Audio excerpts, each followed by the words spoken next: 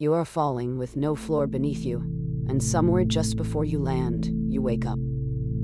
Or you are running from something you can never quite see, and your legs will not move the way legs are supposed to move. Or, strangest of all, your teeth are loose, then gone, and you keep touching your own mouth in disbelief. 3 of the most common dreams people report, across cultures and across centuries, and you have almost certainly had at least one of them. They feel like they mean something, and yet, on the surface, none of them make any sense at all. 126 years ago, one Viennese doctor built an entire theory of the mind on the promise that it did. Freud called the interpretation of dreams his most important book, and he called dreams the royal road to the unconscious. He split every dream into 2 layers: the manifest content, which is simply what you remember on waking. Beneath it, the latent content, the hidden wish the dream was supposedly built to disguise from you, its own dreamer. And the engine connecting the 2, Freud claimed, was always the same. Every dream, without exception, is a disguised wish fulfilled. Even a nightmare, in his account, was secretly satisfying some wish, just one dark or shameful enough to need heavier disguise. It was an audacious claim that the strangest, most senseless-seeming part of your mental life was actually the most purposeful. To get from a wish to something as strange as a falling dream, Freud proposed a toolkit he called the dreamwork. Condensation packs several people, worries, or wishes into a single dream image, the way one face in a dream can somehow feel like 3 people at once. Picture a dream figure who is somehow your boss, your father, and a stranger from a nightmare you had years ago, all in one face. 3 sources of anxiety fused into a single image. Displacement moves the emotional charge off the real, threatening target and onto something safer. So the fear of a boss becomes a dream about a monster. You dream your car is stolen and wake up genuinely upset, even though you do not own that car, while the promotion you were passed over for that same week never even appears in the dream. And symbolization lets one recurring image stand in for an entire category of anxiety. So a single falling dream can carry any number of different fears of losing control. Take the falling dream from the start of this video. In Freud's account, that single image could stand for a fear of failure, a fear of losing control, or a dozen other things, decoded only through what falling means to the dreamer having it. Put together, condensation, displacement, and symbolization were Freud's explanation for why a raw wish never simply appears in a dream looking like itself.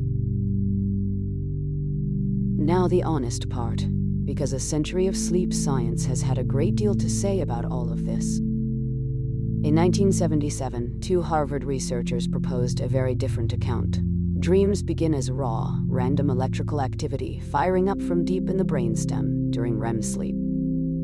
The cortex, faced with that noise, does what it always does. It improvises a story to make sense of it, and that improvised story is the dream you remember. On this account, the bizarre, illogical quality of dreams is not a disguise hiding a wish. It is simply what a story sounds like when it is built from static.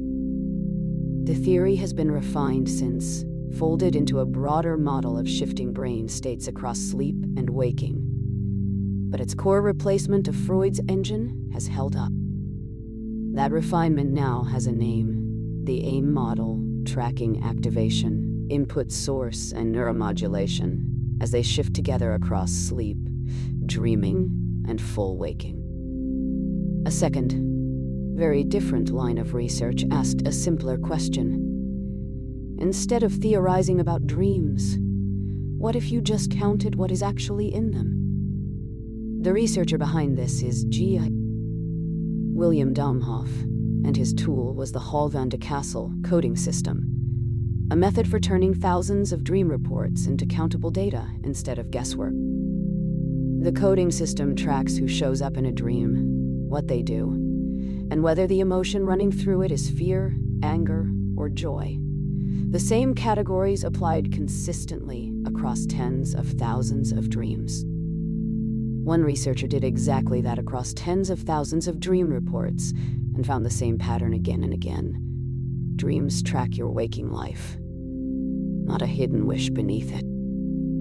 In one long-running case, a woman's dreams of friendliness and conflict with specific people rose and fell in step with how those same relationships were actually going in her waking life. That is a very different picture from a wish in costume. It is closer to your mind quietly rehearsing what already occupies it while you are awake. Domhoff calls this the neurocognitive theory of dreaming, and its claim is blunt.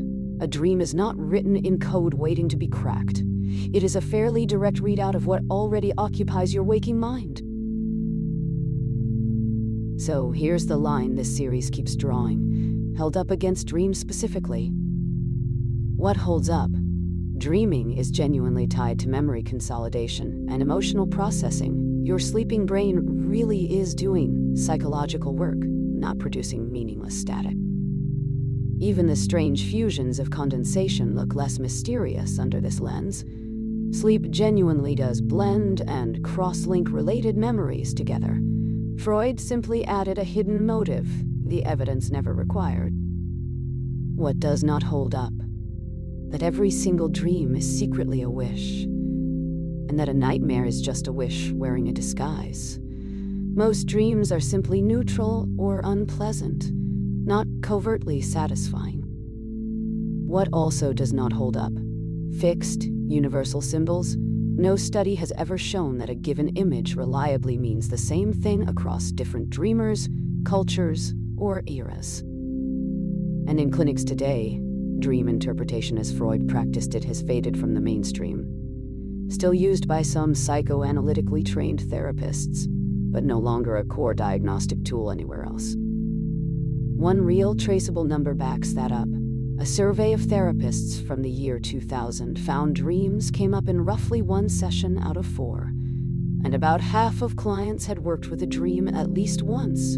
Dated data, but genuine. Freud's real error was not taking dreams seriously. It was insisting they all obey one single rule when the evidence points to something messier and more personal instead. Domhoff's continuity hypothesis is easy to test on yourself. The people, places, and worries in last night's dream were very likely already sitting somewhere in yesterday's waking mind. That is a much smaller, humbler claim than a hidden wish in disguise, but it is the one with the actual evidence behind it. Even the sleep scientists who reject wish fulfillment outright still agree. The sleeping brain is doing real, purposeful work. They simply disagree with Freud about what that work actually is. So hold both halves honestly. Your dreaming mind really is doing meaningful work, just not the specific work Freud described. Next time a dream stays with you, the more useful question is not what does this symbol universally mean, but what has actually been on your mind lately. This week, write down one dream while it is still fresh, and instead of decoding it, just ask what part of your actual week it might be echoing.